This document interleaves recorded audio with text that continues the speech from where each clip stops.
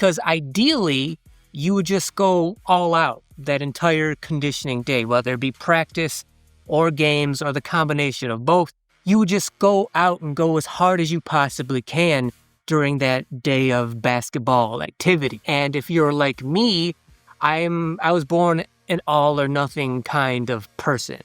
So it was easy for me when I decided that, okay, I'm going to do whatever basketball activity it is. If I'm going to do it, then it's just going to take all of my emotional and mental and physical resources, meaning I'm just going to go all out. If I'm going to do something, then I'm just going to give it my full entire effort. For me, that was just, I just was born with a switch, and it's either on or off. And you can look at that as like a good thing, but that's not really something I'm bragging about, because I do wish I would have learned and taught myself more moderation in terms of output effort on the basketball court. This is even more especially important on conditioning days where you're really stretching yourself out for the entire day to see what you're capable of and trying to improve yourself.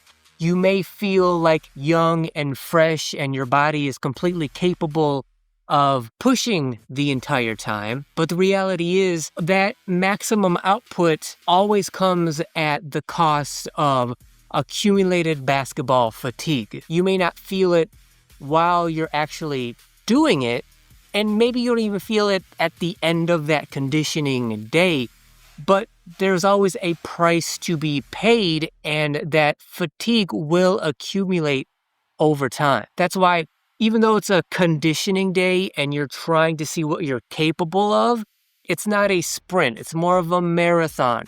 You want to get as much done throughout the day as possible, but you don't want it to do it all at the beginning, and then your performance really tanks as the day goes on because you use all of your energy, be it physical, mental, emotional, psychological, at the very beginning of the day because you went all out, and then by the end of the day, yes, you have pushed yourself and gotten your tank to go to empty, but like that last half of the day, you didn't have any energy left, and so it's kind of like the last half of the day, even though you forced yourself to stay out there, it wasn't really productive at all. So you have to learn how to teach yourself how to pace yourself during that conditioning day.